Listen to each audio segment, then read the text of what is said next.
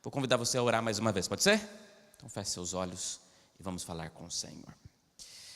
Querido Deus, muito obrigado, porque nesta noite o Senhor nos trouxe a este lugar de adoração, de consagração, para ouvirmos a voz do Senhor, para entendermos os planos que o Senhor tem para nós e que possamos compreender esta mensagem, que ela seja um recado do céu para a nossa vida e que o Senhor nos abrace com o teu poder, para sairmos daqui com decisões tomadas ao teu lado, que o Senhor fale ao nosso coração, é a minha oração e ela vai assinada em nome de Jesus, amém? Amém e amém. Amém. Quero trabalhar hoje com vocês, amigos, o tema as portas que Deus abre. E eu tenho certeza que você, em muitos momentos da vida, já entendeu que Deus abriu algumas portas e também fechou algumas portas. E nós precisamos louvar a Deus pelas portas que Deus abre e também louvar a Deus pelas portas que Deus fecha. Porque portas que Deus fecha também são livramentos de Deus, é ou não é? E muitas vezes você está vivendo hoje coisas boas porque em algum momento Deus precisou fechar algumas portas que você não entendeu. E esse tema também vai nos levar sobre isso. Mas eu quero aplicar este tema e trabalhar este tema baseado em um livro específico da Bíblia, que é o livro do Apocalipse. Eu acho que a gente precisa compreender mais acerca deste livro. Na verdade, nunca foi um tempo tão importante para a Igreja de Deus conhecer o livro de Daniel e Apocalipse. Precisamos fortalecer o nosso coração e estudar. Tem muitas, se você for lá na CPB e digitar lá Apocalipse, vai ter muitos materiais de boa qualidade, que você vai conseguir aprender sobre Cristo, sobre esta temática que é muito importante para a gente. O livro de Daniel também, que é o meu livro favorito da Bíblia. Por que eu digo isso? Porque vivemos momentos proféticos. Querida igreja, o que tem acontecido no mundo já estava profetizado por Deus. Quem conhece a palavra não está sendo pego de surpresa, mas assusta, é ou não é? Assusta. A gente sai de uma guerra entre outra, a gente parece que não vai acabar nunca, parece que está no... O que está acontecendo com o mundo? A palavra de Deus nos responde, a gente precisa estar fortalecido nisso. Estou preparando uma série aí sobre o livro do Apocalipse. Deus quiser, em breve vou poder estudar com vocês com mais detalhes. Mas enquanto isso, vamos fazer alguns spoilers aqui, dentro dessa temática que eu gosto tanto. As portas que Deus abre, vamos lá em Apocalipse. Vou ler alguns textos, vamos começar em Apocalipse capítulo 1. Deixa eu ler 2 versículos aqui em Apocalipse capítulo 1 e vou contextualizar como trabalharemos essa temática. Pastor, eu não gosto do Apocalipse. Tem gente que tem medo, né? Eu lembro que a primeira vez que eu ouvi um sermão sobre Apocalipse, o pregador na minha igreja pregou tanto sobre perseguição, sobre marca, sobre besta que sobe do mar, besta que sobe da terra, besta que sobe do abismo, que eu fiquei 2 dias sem dormir, tendo pesadelos. Porque tem gente que leva para esse lado, mas eu costumo dizer que é o evangelho do Apocalipse, porque aqui é a revelação. É aquilo que Deus gostaria de revelar. É claro que está numa linguagem simbólica, porque senão nós nem teríamos hoje, porque fala de gente muito poderosa esse livro. Mas ele é muito importante. Não é um livro para ser lido também, é um livro para ser estudado. Se você não parar para estudar, você não vai entender. E assim que é bom, porque a gente vai conseguir aprofundar e entender que tem muita coisa. Você vai estudar 10 vezes o livro do Apocalipse e não vai entender tudo. E a palavra de Deus vai se renovando. Apocalipse 1, verso 3, no comecinho do livro, diz assim a palavra de Deus: bem-aventurado aquele que lê, bem-aventurado aquele que ouve as palavras da profecia e guarda as coisas nela escritas, porque o tempo está próximo. Uma bênção tripla: bem-aventurados aquele que lê, bem-aventurado aquele que ouve e bem-aventurado aquele que guarda. Então você precisa ler com seus olhos, abrir a palavra, ver aquilo que está sendo escrito, entender o que está em cada uma das linhas. Você precisa ouvir aquilo que Deus está falando. E muitas vezes você não consegue parar para conseguir ler, mas tem outras ferramentas e Deus vai fazer com que a sua fé cresça ouvindo a palavra de Deus. Mas principalmente não basta ler nem ouvir. Se você ler e ouvir e não guardar, não vai fazer efeito nenhum. E Deus quer que você guarde isso no coração. Agora, quando chegamos no versículo 10 do primeiro capítulo, nós temos aqui Deus, Cristo se revelando a João. Deixa eu tentar explicar isso aqui. O livro do Apocalipse foi escrito ali pelo volta do ano 90, vamos dizer assim. E João, que foi um discípulo amado de Jesus, um discípulo que Jesus amava de todo o seu coração, estava há mais de 60 anos sem ver Jesus, né? Jesus tinha morrido, ressuscitado, subido ao céu, E João, que era esse discípulo que amava tanto a Cristo, não o via há muito tempo. E agora aparece Jesus para ele, só que ele nem reconhece a princípio, porque Jesus está glorificado, não está, já está com a sua característica celestial. Ele só reconhece, isso aqui é maravilhoso, depois você lê com calma o capítulo 1, porque João só reconhece que é Jesus quando ele cai no chão, pelo tamanho da glória de Deus manifestado. Jesus aparece para ele, e ele está na ilha de Patmos, e ele cai no chão, e aí Cristo estende a mão para poder levantá-lo. Esse é o momento exato no capítulo 1, quando João reconhece que é Jesus. Possivelmente, o texto não fala, mas possivelmente quando Jesus estende a mão, e isso está descrito, quando Jesus estende a mão, João deve ter olhado e visto o quê? Visto o quê?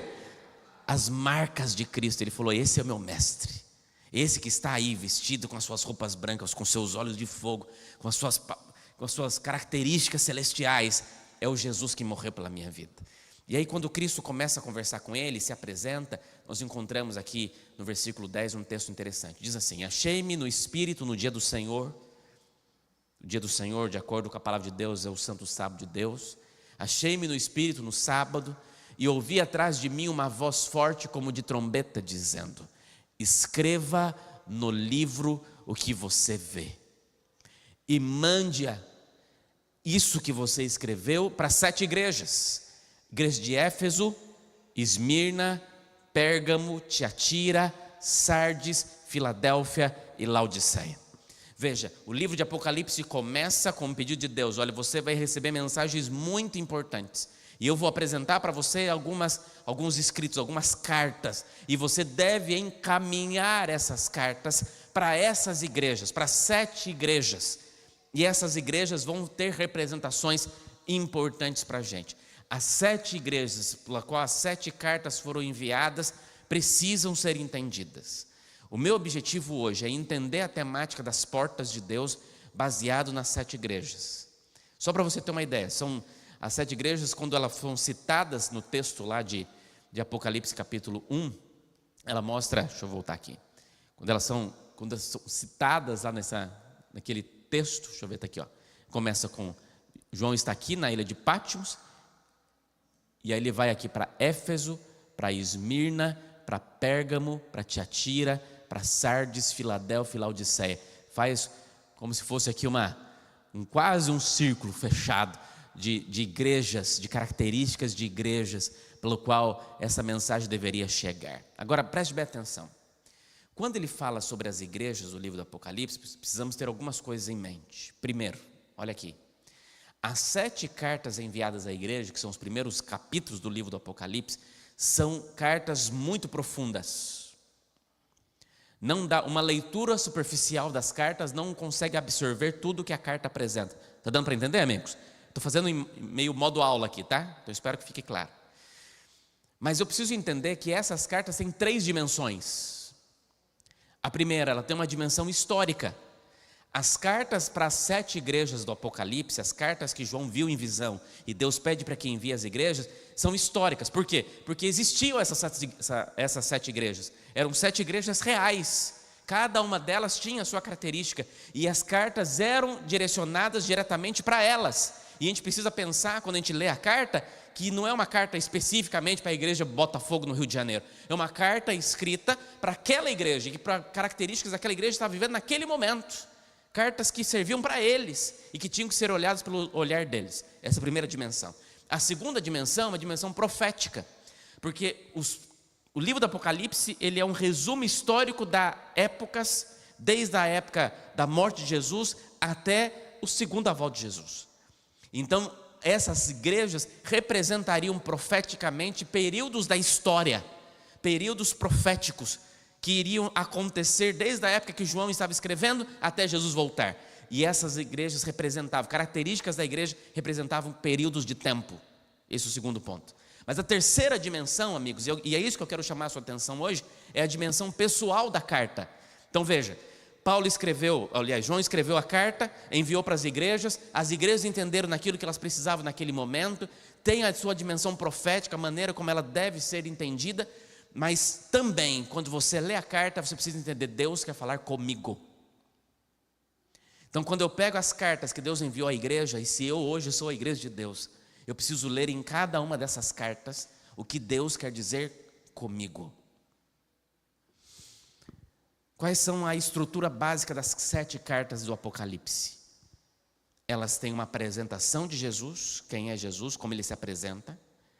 Ela tem um elogio à igreja, ela tem uma reprovação à igreja, ela tem um conselho para a igreja, ela tem uma promessa para a igreja. Pastor, por que isso é importante? Preste bem atenção. Essa importância ela tem e vai ter uma aplicação para nós. Então vamos lá, deixa eu ver se você entendeu. Quantas igrejas? 7. Cada uma delas precisam ser estudadas em 3 dimensões. Quais são elas? Histórica, profética e pessoal. Você tem que sair daqui pelo menos sabendo isso, tá, irmãos? Não me faça passar vergonha. Histórica, profética e pessoal. Então, quando você lê a carta, você precisa ter isso no seu coração. E aí você tem algumas características dessa carta. E algumas mudam, mas a maioria mantém essa estrutura. Eu não vou conseguir hoje, por causa do tempo, estudar as 7 cartas com você, claro. Mas eu separei aqui das 7 cartas, eu escolhi 3. E gostaria de brevemente tirar algumas lições dessas 3 cartas. E vou mostrar depois para você por que escolhi essas 3 cartas, essas 3 igrejas, para que a gente possa compreender. A primeira carta que quero estudar com você hoje é a igreja de Esmirna. E eu queria que você abrisse a sua Bíblia comigo no livro de Apocalipse, capítulo 2, versículo 8 até o versículo 11. Não vai ter na tela, então você tem que acompanhar aí na sua Bíblia, por favor. Apocalipse 2. Estarei lendo aqui na Nova Almeida Atualizada. Apocalipse capítulo 2, versículo 8 ao versículo 11. A carta à igreja da Esmirna é qual carta? Primeira, segunda, terceira, qual? Segunda carta. Já teve a carta à igreja de Éfeso e agora nós chegamos à igreja de Esmirna. A palavra Esmirna vem de mirra. Você lembra de mirra? O que era mirra? Mirra era um perfume. Quem ganhou mirra de presente? Jesus, quando nasceu. Era um perfume adocicado. Você gosta de perfume adocicado? Ou te enjoa um pouco. Mas mirra tinha essa característica. A palavra mirra é um perfume adocicado.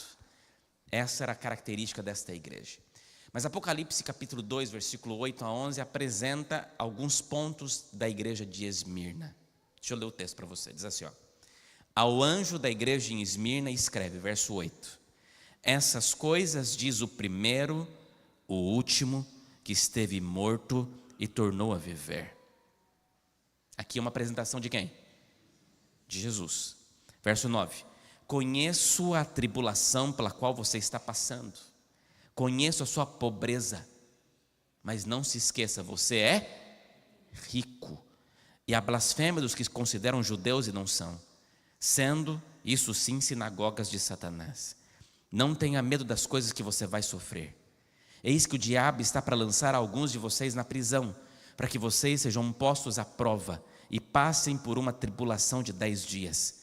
Mas seja fiel até a morte, e eu lhe darei a coroa da vida. Quem tem ouvidos, ouça o que o Espírito diz às igrejas. O vencedor de modo nenhum sofrerá o dano da segunda morte. Olha para mim. Você acabou de ler uma carta que Deus pediu para que fosse enviada a uma igreja. Se Deus entrega um recado para uma igreja, esse recado é importante, sim ou não? Você precisa entender esse recado? Porque se você recebe a mensagem no celular e recebe a notificação, tem notificações que você olha e fala assim, essa aqui dá para ver depois, não tem não?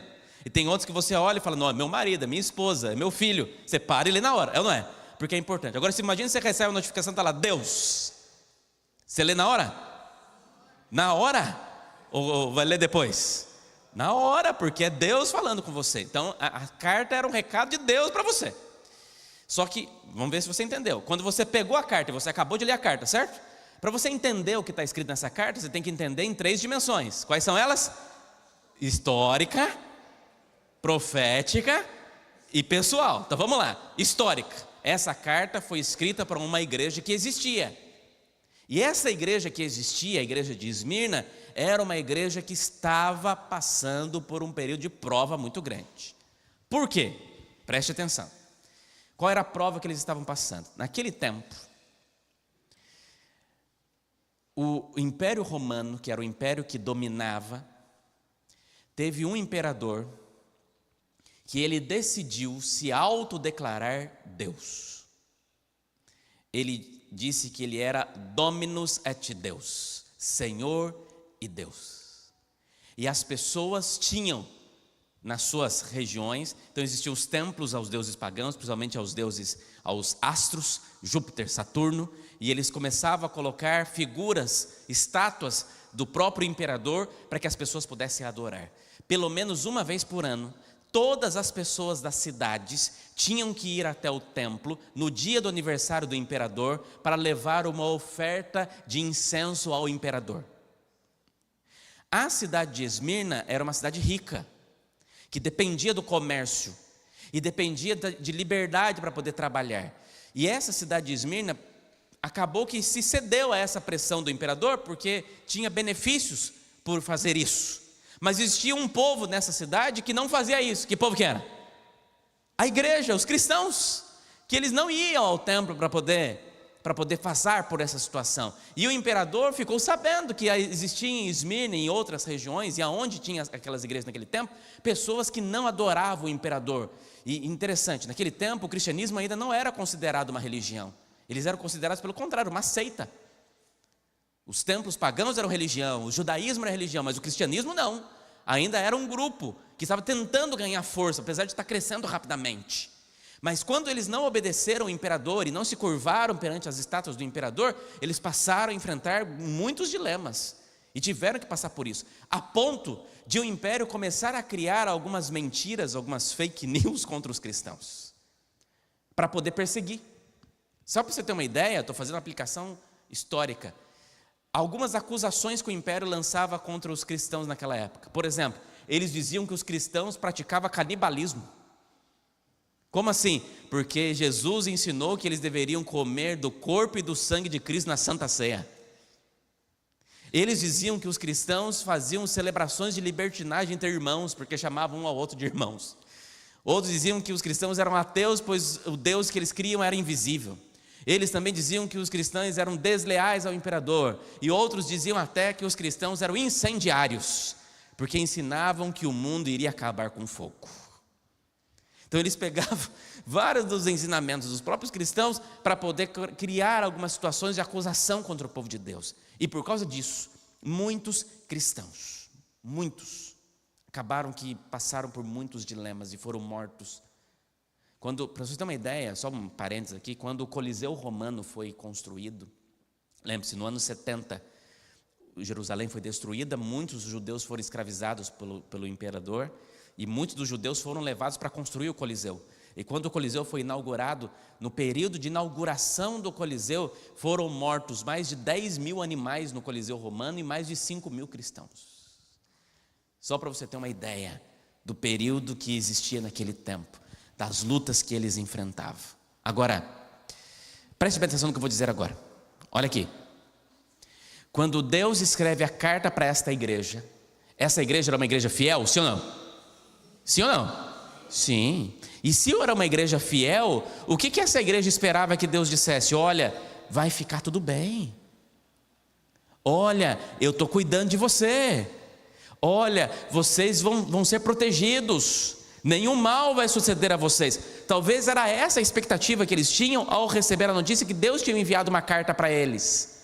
Mas Cristo não falou isso. Quer ver algumas palavras que apareceram no texto que você leu?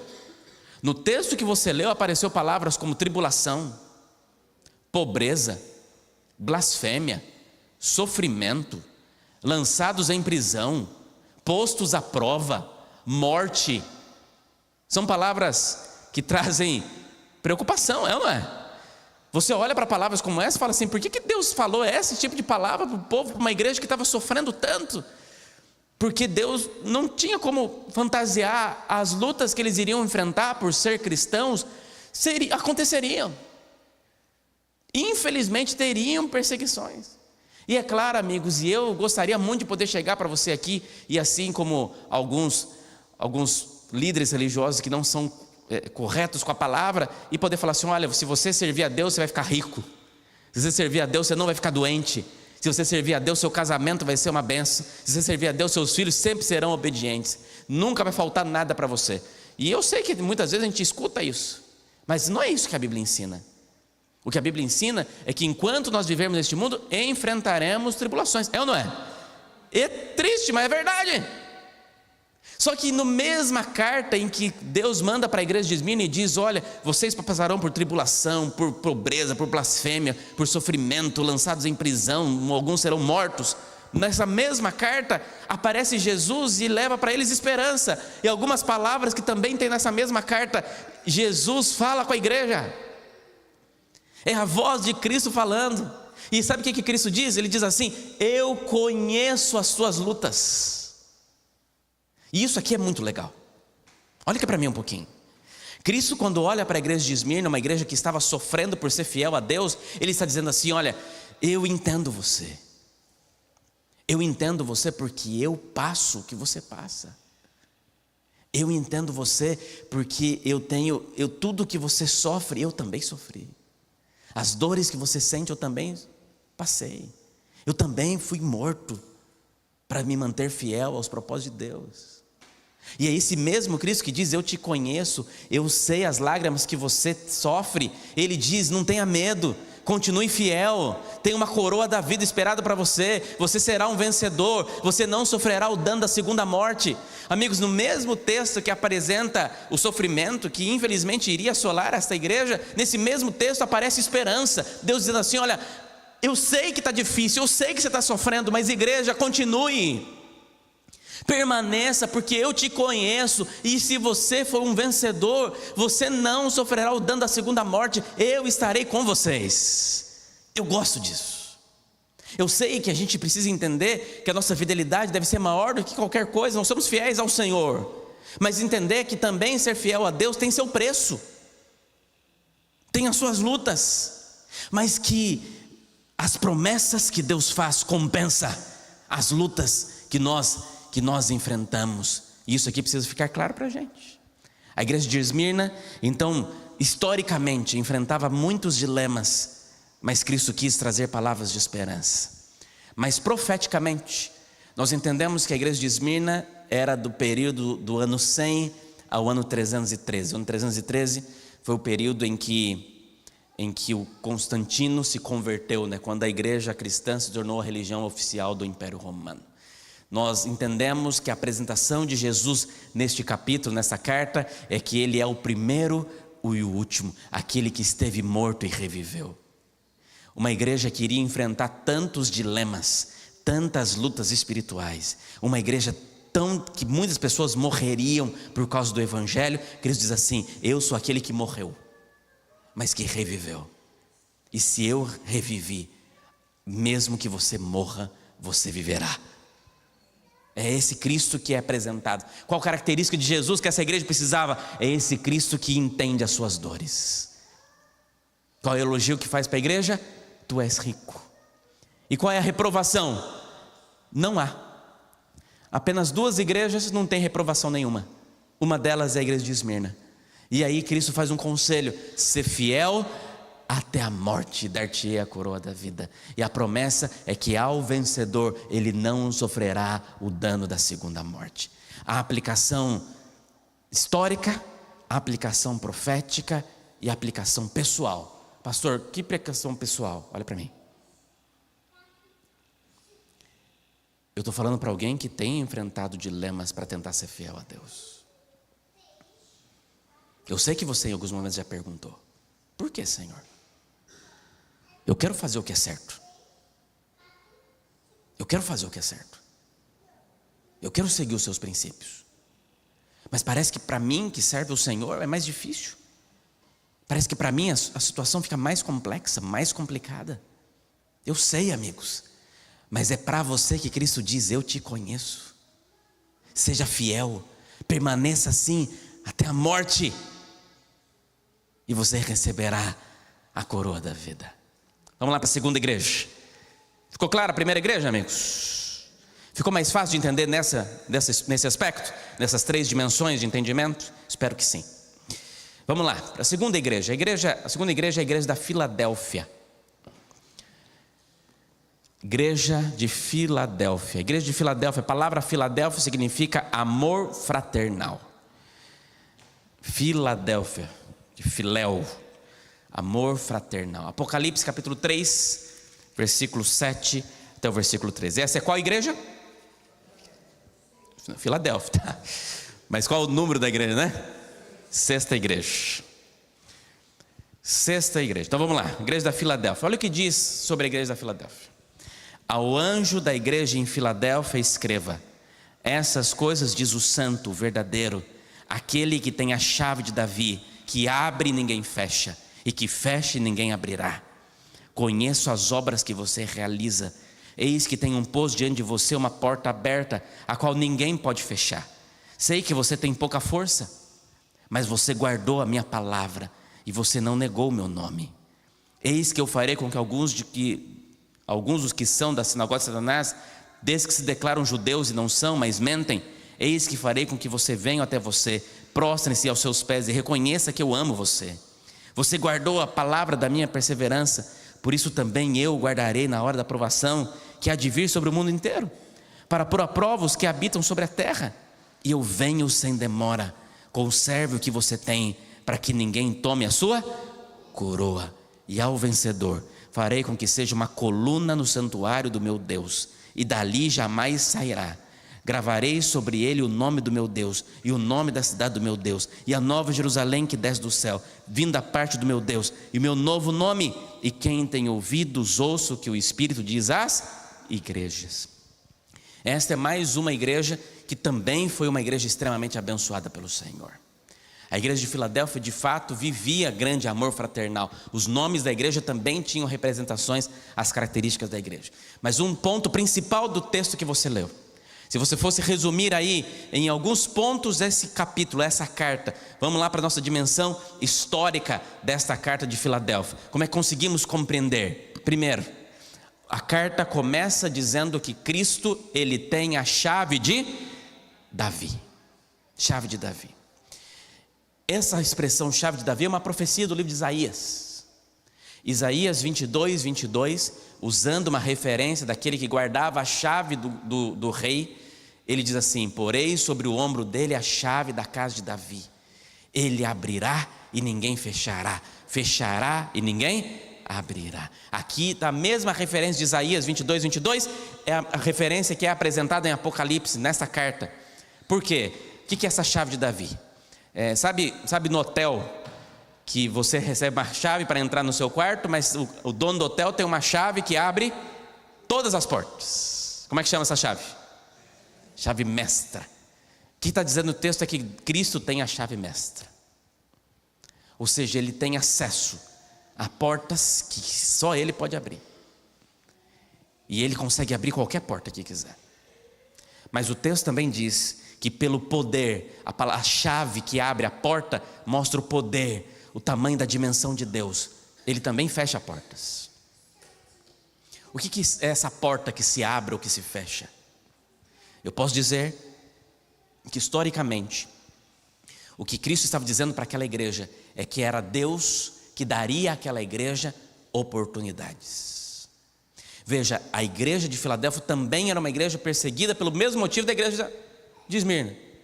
Também não queria se adorar perante o imperador e sofria consequências por causa disso. Mas Cristo está dizendo assim: mas mesmo em meio a essa perseguição, acredite, eu tenho portas que eu posso abrir para você, e serão oportunidades que transformarão a sua vida, igreja. O que Deus está dizendo aqui é: eu controlo as oportunidades também, e eu vou abrir portas, e vou fechar portas, e vale a pena para você aproveitar a chance que eu estou dando. E eu acredito muito nas oportunidades de Deus, e eu acredito que Deus coloca em nossa vida portas que se abrem em momentos específicos e fecha portas em momentos específicos para nos ajudar. É claro que nós somos livres para decidir entrar pela porta ou não, mas Deus vai nos dar essas portas. E é interessante, e tem momentos que você vai ter que escolher. E é fácil quando você tem que escolher entre uma coisa boa e uma coisa ruim, é ou não é? É fácil. O problema é quando você tem que escolher entre duas coisas boas. Isso aqui é bom, isso aqui também. E agora, o que eu vou escolher? Mas tem um pior, que é quando você tem que escolher entre duas coisas ruins. Aí é pior. Mas nesse mundo a gente vai ter que fazer escolhas, e existem oportunidades. E mostra que Deus tem o controle dessas oportunidades.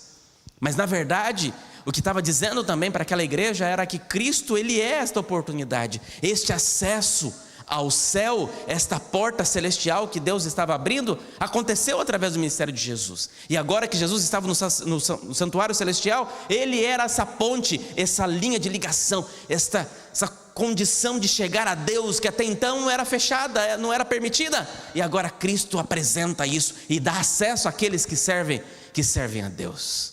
Profeticamente, a igreja da Filadélfia representa um período ali do ano 1798, quando termina a supremacia papal, e vai até 1844, quando Cristo continua o seu ministério sacerdotal agora no Santo dos Santos. Ali Jesus é apresentado como aquele que tem a chave de Davi. O elogio que essa igreja recebe é: guardaste a minha palavra e não negaste o meu nome. A reprovação para essa igreja não tem. O conselho que Deus dá para a igreja de Filadélfia é: venho sem devora, mas conserva o que você tem, para que ninguém tome a sua coroa, para que ninguém tire de você aquilo que você lutou para conquistar. E a promessa é: ao vencedor farei coluna no santuário e gravarei sobre ele o nome de Deus. São promessas. Agora deixa eu fazer uma pergunta aqui entre nós. Entre a igreja de Esmirna e a igreja de Filadélfia, o que é o ponto em comum? As duas igrejas não têm reprovação. São as únicas. São igrejas que foram períodos da história. Desde 1798 até 1944, Deus levantou um povo, levantou pessoas que tinham desejo de estudar a palavra com todo o coração, de buscar mais o Senhor, de entender as suas ligações, de entender a maneira como Ele age. E essa igreja de fato estava vivendo isso. E eu chego na última igreja que eu quero estudar com vocês essa noite. Já falei de Esmirna, igreja sofredora. Já falei de Laodiceia, igreja de oportunidade, de Filadélfia, igreja de oportunidades. Mas agora eu quero falar de Laodiceia. Laodiceia é a igreja que o nome significa povo julgado, povo que passa por julgamento. Olha o que diz Apocalipse 3, versículo 14 a 22. Apocalipse capítulo 3, versículo 14 e 22. Vamos lá, para a última igreja. Apocalipse 3, 14. Diz assim: ao anjo da igreja em Laodiceia escreva: essas coisas diz o Amém, a testemunha fiel e verdadeira, o princípio da criação de Deus, ou o Senhor da criação de Deus. Conheço as obras que você realiza, que você não é frio e nem quente. Quem dera você fosse frio ou quente. Assim, porque você é morno e não é nem quente nem frio, estou a ponto de vomitá-lo da minha boca. Você diz: sou rico, estou bem de vida e não preciso de nada. Mas você não sabe que é infeliz, sim, miserável, pobre, cego e nu. Aconselho que você compre de mim ouro refinado pelo fogo, para que você seja de fato rico. Compre vestes brancas para se vestir, a fim de que a vergonha da sua nudez não fique evidente, e colírio para ungir os olhos, a fim de que você possa ver. Porque eu repreendo e disciplino a todos aqueles que eu amo. Portanto, seja zeloso e arrependa-te. Eis que estou à porta e bato. Se alguém ouvir a minha voz e abrir a porta, entrarei em sua casa, cearei com ele e ele comigo. E ao vencedor darei o direito de sentar-se comigo no meu trono, assim como também eu venci e me sentei com meu Pai no seu trono. Quem tem ouvidos, ouça o que o Espírito diz às igrejas. A igreja de Laodiceia daria mais um outro sermão só sobre esta igreja. Aplicação histórica: era um povo, uma igreja de uma cidade que se considerava autossuficiente. Interessante. A cidade de Laodiceia, para você ter uma ideia, ela sofreu um terremoto no ano 60. Todas as regiões, ali onde estão as igrejas, é onde hoje é a Turquia, né? Região da Turquia. Aquela região onde hoje é a Turquia, as cidades que foram atingidas receberam ajuda financeira de Roma. A única cidade que rejeitou a ajuda de Roma foi Laodiceia, porque disse assim: eu não quero ajuda sua. teve essa ousadia de não aceitar a ajuda do governo? Porque ela quis construir com recursos próprios. E foi reedificada com recursos próprios, sem auxílio do governo romano. A principal característica da cidade era o seu comércio, as atividades bancárias. Era uma cidade que passava muito dinheiro. E principalmente, o que eles mais ganhavam recursos era a fabricação de uma lã preta, escura, mas era muito macia, lustrosa e muito cara, que eles vendiam ali. Eles também tinham uma escola de medicina naquela cidade, e fabricava nessa escola de medicina um colírio com ingredientes locais que eram muito importantes para a medicina naquela época. E por fim, eles tinham ali arqueoduto que conduzia uma água quente das colinas até o sul da cidade. Esta foto aqui que eu coloquei para vocês, não sei se vai dar para ver aqui, ó. Isso aqui foram das ruínas que encontraram da cidade de Laodiceia. Eles encontraram um pouco dos canos de pedra que faziam esse arqueoduto, que trazia água até a cidade. Só que essa água ela brotava nas colinas muito quente, termais. Só que quando ela entrava nos canos de pedra, que são mais frios, ela ficava o quê? Mornas. Então quando elas chegavam na cidade, elas ficavam impróprias para consumo humano, mas elas eram muito apreciadas para banhos termais, porque eram águas morninhas. Mas para beber, bebia, dava ânsia de vômito. Pois era assim, e usando essas características, que Cristo falou a esta igreja. Uma igreja que infelizmente era morna, que não tinha força. Interessante que para esta igreja, Cristo manda eles comprarem ouro, comprarem vestes brancas e comprar o colírio. A cidade que se orgulhava do seu serviço bancário, onde tinha ouros nos seus cofres. A cidade que se orgulhava dos tecidos que fazia. E a cidade que tinha uma grande escola de medicina, que fazia um colírio maravilhoso, precisava agora comprar ouro, vestes brancas e colírio das mãos de Cristo. O livro Testemunhos Seletos diz que o ouro é fé e amor. As vestes brancas são a justiça de Cristo. E o colírio é aquele discernimento espiritual que vos habilitará a reconhecer as ciladas de Satanás e evitá-las, a descobrir o pecado e aborrecê-lo, a ver a verdade e obedecer-lhe. Interessante de conseguir receber das mãos de Deus para aquilo que elas mais orgulhavam. Na verdade, os seus maiores orgulhos eram as suas maiores ruínas. Enquanto elas se achavam suficiente, elas estavam caindo. A tristeza e a aplicação pessoal é que esta igreja nos representa. Nós somos assim. A igreja de Laodiceia começou em 1844 e é a característica da igreja até a volta de Jesus. Jesus apresenta-se para aquela igreja como amém, aquele que é a testemunha fiel e verdadeira, é o Senhor da criação. Mas essa é a única igreja das 7 que não tem nenhum elogio. Cristo não achou nada para elogiar. Isso é motivo de muita preocupação. E reprovou, dizendo que essa igreja era infeliz, miserável, pobre, cego e nu. E diz que precisa comprar ouro, vestes brancas e colírio. E na verdade ele diz assim: eu repreendo a quem eu amo. Se eu estou repreendendo vocês, é para que vocês deem tempo de vocês acordarem. Vocês estão em Laodiceia, mas vocês não precisam ter o espírito laodiceiano. Vocês podem acordar enquanto é tempo, para conseguir enxergar. E eu repreendo para que vocês enxerguem. E a promessa: ao vencedor farei sentar comigo no meu trono. Ao vencedor poderá experimentar a alegria de ser participante do juízo de Deus. Quero terminar com 3 lições.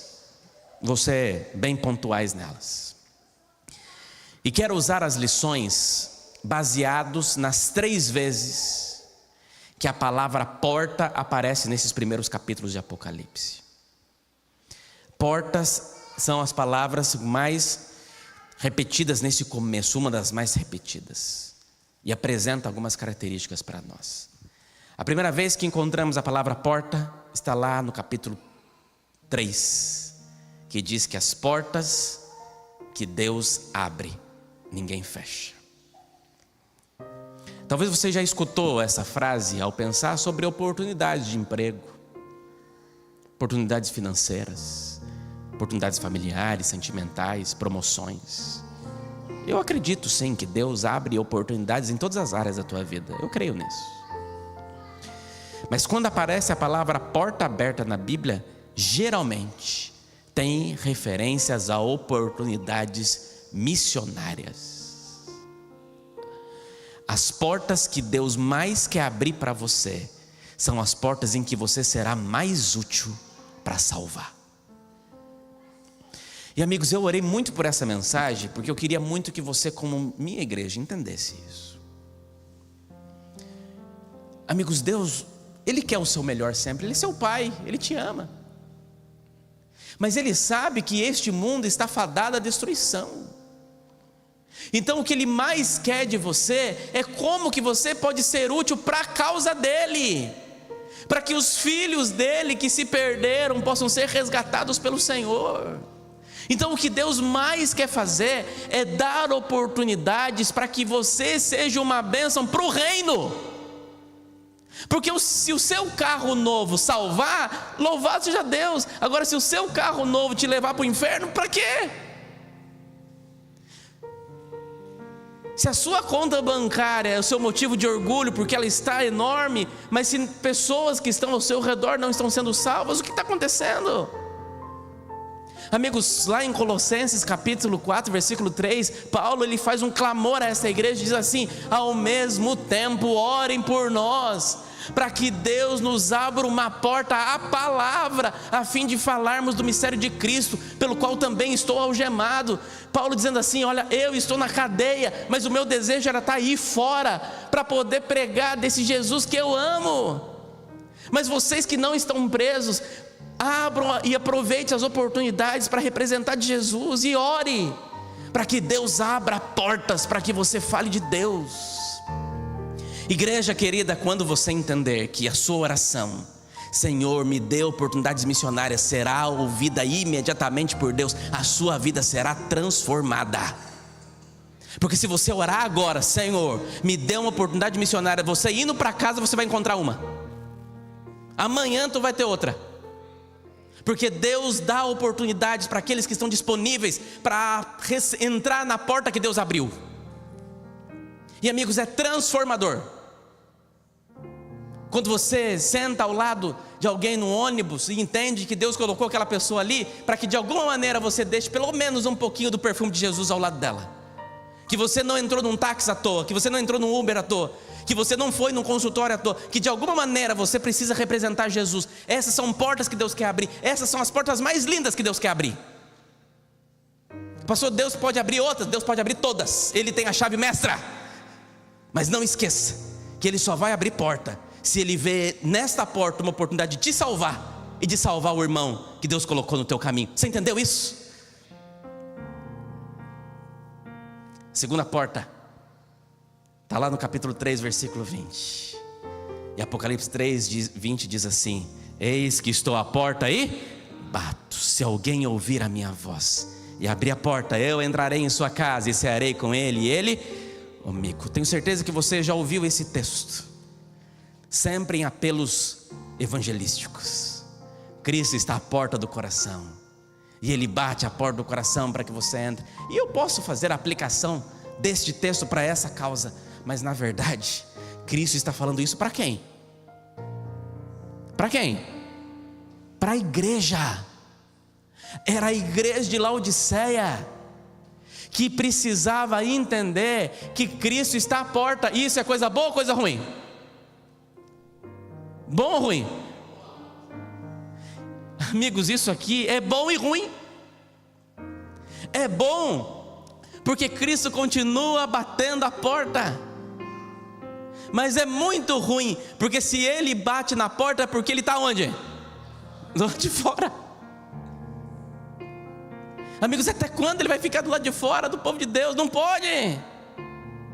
A igreja precisa ser conduzida pelo povo do Senhor, pelo Senhor. E Ele continua insistindo: meus filhos, vocês vão estar mortos, vocês estão mornos, vocês acham que são suficientes, mas vocês não têm nada, vocês precisam entender que vocês dependem de mim, mas eu estou à porta e bato, eu espero a oportunidade de entrar na tua vida, e eu vou fazer um banquete para você. E Ele quer estender a mesa e fazer com que todos os seus filhos sentem em volta dela e coma do pão que Ele fez. Mas Ele ainda chama para que a sua igreja, o seu povo, o povo que diz que leva o nome de Deus, possa aceitá-lo na sua vida. E por último, e esse eu faço questão de ler com você, Apocalipse capítulo 4, o último versículo de hoje. Apocalipse 4, versículo 1, diz assim: